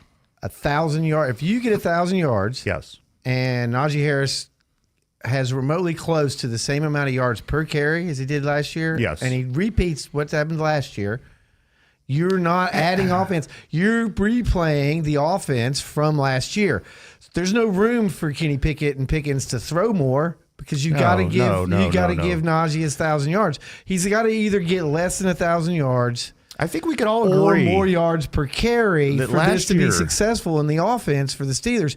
If they do the same thing and do hard nose, we're just going to run the ball down, and they're not going to do that. So then, so your answers don't make any sense to me. They do make sense. Think of it in this way: how are you going to have more yards per carry? And I'm saying around 1,000 yards, and that's roughly what he's had. He had 1,200 2 years ago, 1,000 some yards last year, and I believe he can get 1,000 yards this year. And if you're having trouble understanding that, I think you would look back at maybe Peyton Manning's teams in Indianapolis where he had Edgerrin James being a very effective runner while his Marvin Harrison and his other receivers were also having big seasons. You don't have to be just a running team to accomplish an 1,000-yard season.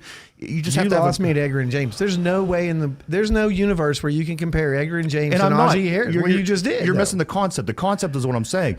Edgerrin James was able to have a successful season even on a passing team like the Colts were. So why? So when the crap hit the fan, Peyton Manning was able to pitch it out to Edgerrin James, and Edgerrin James might get 35 yards any given moment. Where you think what you're telling me is that Pickett's going to be able to just pitch it out to Najee Harris, and he's not just going to pick up his average 2 to 3 yards per carry. It's not going to win you games. When you open the game up with a passing game like we are doing this year compared to last year, the passing game is going to open up the game so much more. And when you have that, when you're not able to put 9 guys in the box as a defense to clamp down that running back, that changes. You're sending guys out. You're sending your safeties back. So now you're on my team, but you still doesn't make any sense for the 1,000 yards. I'm making plenty of sense. You've got to hand the ball off to him every play and only give Pickett a few throws per series. Incorrect. And for him to get the 1,000 yards. No. You can't have the both. You can't have them both. Unless he's going to get more yards per carry. Again, what you're missing is the concept that I used for the Indianapolis Colts. They were able to have a successful running game because they were able to open the field so well with their passing game. You're taking 8 people out of the box. Now you're able to run the ball up the middle, Scott. You're able to hit the holes a little better because you don't have 8 to 9 guys in the box because Kenny Pickett wasn't throwing out of the backfield last year. Well, I like to see Najee Harris hit the hole because he had the hole last year and he still couldn't hit it. Well, he was injured last year. Well, he wasn't on the field. He wasn't injured. He got injured. Wasn't on the field. When he's on the field, we're just hoping they're going to put him in injured. No, he was still injured early on. He was injured the whole first half of the season. Yeah, but they still played him. Right. Correct. So he's not injured. He's totally injured playing. All right. But here's my thing. Like, and you're saying, what about, why are we thinking about 2 separate players? Both of them are going to be in the game. They're both going to get carries. What are they collectively both going to do is what I want to see. You know? I just don't think Najee Harris is the guy this year. I know he's going to be there to do that, and I know Tomlin football is the beginning of the game. We're going to test the waters and see if we can play safe, solid Steeler football. And if we can get first downs and control the clock like the 1985 Bears, then and only make Pickett throw it 3 times a series, then we're going to win football games and let our defense hold them to nothing. And that's old football, and that's what I think you're going to see at the beginning. Once Najee Harris can't run and pick up those first downs or get more than 3 yards a carry, then you're going to see that the running game is going to force the passing game to have to be. Do you agree expected. that the offensive line is better at this point than it was last season? Bringing in Isaac Ciapolo, bringing in the depth, bringing in these other guys. Do you never know until the first game? Your it's opinion. The real deal. Your opinion. In my opinion, I don't think you're going to know. So you until don't the think first the inning. offensive line also couldn't really got worse, could it? No. It sure didn't look like it in the preseason against so the first team so of the that's Buffalo an easy Bills. answer, right? It's an easy answer. Of course, they got to be better. Even if they kept the same guys, they got to be getting better. In theory, that would put Najee in a position to have a little bit better of a season as well because your offensive line improved. Correct? Well, if you're looking at normal running backs, but I'm looking at Najee Harrison going, no. I don't see that happening. I don't see that happening. I don't know how he got a national championship in Alabama. Other than the quarterback was great. Again, their defense was great. He's played 2 seasons. He was not that great at Alabama. In the NFL, 2 seasons and he had over 1,000 yards. How is that a failing running back? I tell you what, let me up you one on that. He had 7 touchdowns in both of those first 2 seasons. 7 and 7, 14 total. That's not a bad running back. I'm not coming down on him as a player necessarily. Like I'm not a Najee Harris. I'm a fan. I just don't see him going and becoming a player that he's not. He is what he is. That's what you got. That's what you get. And if you're going to run, if he's your game plan, you're replaying last year unless all of a sudden unless his yards per carry go up. He's got to get 6 yards per carry for him to become a threat to a defense. I wouldn't expect to where it would open up a passing lane for somebody to be comparable to last and season. That's the angle. It's not the Steelers are not a pass first. If you remember what preseason was last year, pass and then we run the ball and catch you off guard. They're a run the ball first team. I have video of guys running into each other last year at camp. 2 Pittsburgh Steelers running into each other. You got to tell me that the feel of this team is head and shoulders better than the way we felt about this team last preseason. We didn't have a quarterback in place. Our offensive line was a question mark, and we had guys running into each other. I feel that the way we were able to go out and execute against Buffalo's first team shows that we are a better team than last year. I think that helps everybody as far, and even Najee. The first game is exciting to me. That's going to be it's almost like the decider. San Francisco is the team to beat anyway. I say we beat them. I think we're going to beat them. I think we're going to handle them. It's in San Francisco. No, correct? it's here. It's here. It's here. First 2 games are here. San Francisco and Cleveland. What are you watching for, Brian? Because we haven't given you a chance to talk about this yet, and I know you've been doing your homework. What is on your brain as far as what do we need to watch for in game 1? What's going to make the difference? Is it defense, offense? Is there a player to look after, or what are you expecting out of this first game? I'm going to watch everything. Okay, the key on defense to me is can they stop the run? I think they'll be decent against the pass. They'll obviously have the pass rush as long as Watt and Highsmith stay healthy. But the 5 guys up front on offense are going to dictate everything, whether we can pass or run. And last year, that was probably one of the worst offensive lines I've ever seen from a Steelers team. So hopefully they take some steps in the right direction. Dan Moore Jr. somehow is going to be the starting left tackle, apparently, at least for the first few games. So I don't know if them moving up and drafting a top pick, motivated them. And I don't know. What is that telling you, Brian? What is that telling you, the position that our number 1 draft pick is sitting at? You would have expected, in a lot of cases, this guy does play well enough to get to the starting team. But where they have him and with Dan Moore, what do you make of Broderick Jones? I think they're going to ease Jones in and probably play 6 linemen at time in short situations. But last year, nobody got hurt on their offensive line. We're very lucky. That's not going to happen again. Right. So as soon as an injury happens, I would assume, Jones is right in there. So, week 1, I don't know, but week 3 or 4, I would assume somebody's going to go down. I like the setup, to be honest with you. It's not like baseball where you have 3 catchers on the team, one of them's playing left field. Right field. Right field. Henry Right. Davis. Right. So, but I like this because football's a little bit different. You can have that, and just like you were saying, somebody gets hurt. I don't know how versatile these 2 players are, but you get 2 people hurt, and all of a sudden we need you to play can be a little bit different of a position, but you're still on the line and move people around, and they've been able to do that in the past. When was it Castro took out? Was that 4 years ago when David Castro rolled over? What's his name? Great time to have a brain fart, Scott. Anyhow, it reminds me of those times where they had to move some people around. And I like the fact that you have Broderick Jones, even if he's backing up. If you're playing football against him and if you're on Depth is great with the concussions and injuries. Because if you can get through the starter, a lot of times, I got to get through that. Now that they're bringing in their backup, at least I get a break maybe on this pay. But I don't think you're going to get a break. This is a 1-2 punch at that position, and maybe they were able to keep that side just sewn up. Like, hey, we trust both of you guys, and there's the glory's in the win. So you go, we'll just keep swapping you out. And keeping you fresh, and I don't think either player has enough ego to really care if I'm the starter or I'm not the starter. I'm on the team. I'm contributing. I want a chance to play. And you know who should not be on the team? I know. Joey Porter Jr.? No. I don't know. Can I guess? I'm trying to think of who you don't like Ryan right knows. now. I know exactly. And you know what? I don't know how long this guy is going to be on the team. Of course, he's talking about Kendrick Green. Oh, right. Yeah, he's just been. Wasn't he a big pick for us too? He was a 3rd rounder in the Najee Harris draft. Super undersized and just does everything wrong. It seems like. I mean, I hope he gets it together, but I don't think he's gonna be on the team after practice player. after this game tomorrow. Practice player. He might be. They did expand the practice squad, so maybe, just maybe, because they have this newfound thing where they want to run him out of the backfield or maybe use him as a decoy, maybe he might slide to the practice squad for situational things. But as far as making the 53 man, I don't think he has a chance. There was a topic I wanted to talk about tomorrow's game versus the Atlanta Falcons.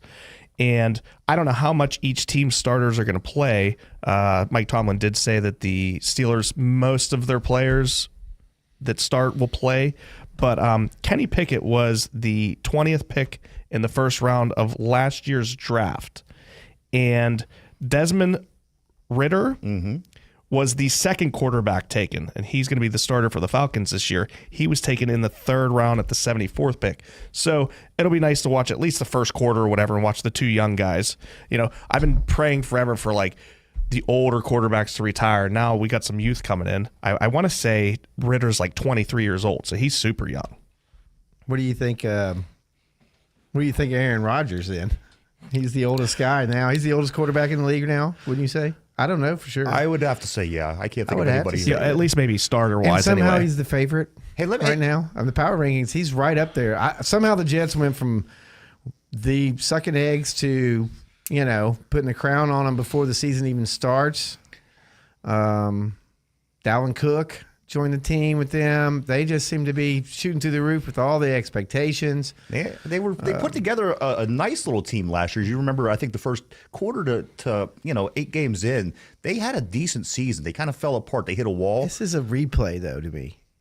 How many times? Well, I mean, they did it with Brett Favre, and Brett Favre was the last one to do anything with the Jets. Right. Since then, they have added so many talents and expectations, coaches, quarterbacks. They should, in theory, running be a backs. lot better. Le'Veon Bell was going to save them. No, that didn't happen. This is the same story. I just think it's going to fall flat. I think Aaron Rodgers lost a sponsorship over it. I don't think he's going to be State Farm guy no more, but I don't know. Discount double check. Going back to what Brian said with with Kenny Pickett and with Ritter. There was also another rookie from that season who played Monday night, and he put an end to the Baltimore Ravens' 24-game winning streak in the preseason. Sam Howell. Sam Howell from that same draft. He started for Washington, and they were able to knock the Ratbirds off of that perch 24 straight. They're no longer the preseason champions, guys. They got knocked off finally. I forgot about that streak. It's like a silly streak. Ridiculous. It is a silly streak. I mean, who cares? Right. Right. I mean, John Harbaugh cares. I was listening to another sports show on a podcast, whatever, and the question was, and you could win $100, and I still couldn't find the answer. Who won spring training at Bradenton? Like, what team won the Pineapple League, right? Or Oh, wow. Do you know? I don't know. Does anybody know? I don't get it, because don't you have like two teams playing at the same, like, you know, half your squad's with your team A Well, and half your it's squad's with basically your who team. has the best record Yeah. at the end of the thing. And I couldn't find it anywhere. I don't think anybody won it. I wouldn't even know where to begin. You got to go back and have a record of all the games they play, because you can record them yourself. Right. But my phone won't record it. I did not keep track of it. And no one cares. Similar to preseason. So what's your prediction? We got 5 minutes left of the show. Scott, you're the host. Let me ask you first. What is your prediction for this last preseason game for the Steelers? The co-host, I'm sorry. Sorry. This game, it's meaningless, but there is word that we are going to have the starters playing this game. Do you think the Steelers... The starters played every game so far. They didn't play... you're right. Kenny Pickett will be playing tomorrow, and the guys that didn't play in game one, we'll also see them a little bit on Thursday. But the question for you is this. Do they... it's meaningless. It's preseason. But do they win tomorrow? Steelers go 3-0 this offseason or the preseason, or does the Atlanta Falcons win tomorrow night? Not much meaning. Don't put too much into it, but who do you predict wins? I think the Steelers win. Steelers? What about you, Brian? Yeah, I definitely think the Steelers will win. I just think their depth This at team some key needs- positions are going to, I mean, you have some good quarterbacks as your backup quarterbacks, and that means everything. Yeah, absolutely. This team's proven year after year to take the energy of the fan and the momentum and turn it into something. Absolutely. They just always have. That's Steeler Nation. That's why they are the Steelers. It's a mystical force surrounding this team, and they need this mystical force to be as strong as ever. And 3 wins in the preseason, they know how important it is to the nation that we come in strong. And I just think they'll win. And plus, I don't have a lot of faith in Atlanta right now. Yeah, right. I don't think Atlanta's that They're not a strong really team. good team, especially coming out of that NFC South where nobody's really Who's strong. their quarterback? They just got a quarterback, too. They just got a... Desmond Ritter. I know, but they just got another one, too. Who was it? I forget who their backup is. I looked it up earlier today. I didn't know who he was. He's familiar. It's a familiar name. He's probably familiar because you probably watch college football and watch them play there. Up here in Western PA, we don't watch too much college football. Well, we're going to talk about it next Except week. for the Penn State fans, We're gonna maybe talk some about it next WVU week. fans and some Pitt Panther fans. Well, I mean, NFL and the SEC are really close. There's some SEC teams that I'd put up against Atlanta Falcons. I don't know how that would go, but yeah, I know what you mean. Yeah. I mean, it's good. It's good football to watch. It's a little different. The rules are a little bit different. You only have 1 foot in bounds. I understand all that. Little bit of oddities. But let me tell you something else. When you say that, more people collectively go to college football games than they go to NFL games. Well, they do have 100,000. The largest capacity, right, of Some football Michigan? is a Michigan. college. Yeah, it's Michigan, I believe. Right. I mean, and then the top 3 are still college. They're not pro. I think You're just not putting 100,000 I think the people Bills have a around big an NFL stadium, but game. it's only like 80 something. The Bills have a big stadium, for pros. I'd have to Right. look that up, but yeah. Yeah, theirs is kind of big, huh? So anyhow, I got some quick questions. Who's going to win? Let's just go around the board real fast. All right. Who's going to win the AFC North? What's your prediction? I'm going to go out on a big, long limb here, and I'm going to say the Pittsburgh Steelers. I know you're going to give me the look and the eye roll, but I think that this is going to be the Steelers' year. Okay. And I said that with a straight face. I say the Pittsburgh Steelers. Oh, my goodness. Wow. Nobody's Frank, you won still here? the Bring North. bring some more Kool-Aid in here. Nobody's won the North 3 years in a row. The Bengals have won it the last 2 years, so I'm just saying either Baltimore or Pittsburgh are going to step it up. And I just think Lamar Jackson's going to go down with an injury. They have a lot of landmines on this team. What I mean by that, you're bringing Clowney. He's one incident away from chaos. Odell Beckham Jr., you never know. I mean, he's kind of an unpredictable guy. Lamar, who can't stay healthy. I think they have a lot of situations on this team. At any given point, they could I don't know, implode. Joe Burrow, to me, is the Patrick Mahomes of the AFC North. Until you beat him, I picked the Bengals. I agree. I think How about the changes. South? AFC South, who do you like? It doesn't matter. The South We're stinks. going through this, Brian. You have to comply, please. I'm just saying the winner out of that has no chance to win the Super Bowl. Why not? You don't think Jacksonville has a chance? They look pretty No. good at the end of the year. They look better than the Steelers. I do like, what is I'm it, pretty Trevor sure Lawrence? didn't they beat the Steelers at the end of the year? No. No. Did they lose? But yeah, I mean, That was a couple of years I ago. think that's the most irrelevant division in the AFC. Okay. And I I guess we're running out of time. I really wanted to get through all of the divisions there, but we got next week. We have time before the season starts. Yeah. So by the way, guys, you guys haven't noticed we are on from 4 to 6 every Wednesday now. We got upgraded to the Drive Time show, and we also were given an extra hour. I hope you guys appreciated it. You've been listening to WBVP 99.3 and WNBA 95.7 here at St. Barnabas, brought to you by TEK Roofing Specialists, proudly installing Tamco Building Supplies and the Titan XT shingle. You can reach me at 412-969-1167. Brian, this was really fun. I thought we would run out I'm of stuff excited. to talk to. I think I could do this for another 2 hours right now. could. We didn't even hit half of what we thought. We doubled up our show preparedness. And we here got a little more are. out of Ryan today, too, so that's good. Love Ryan getting involved. So excited about the future. Let's go Pirates. See you guys next week.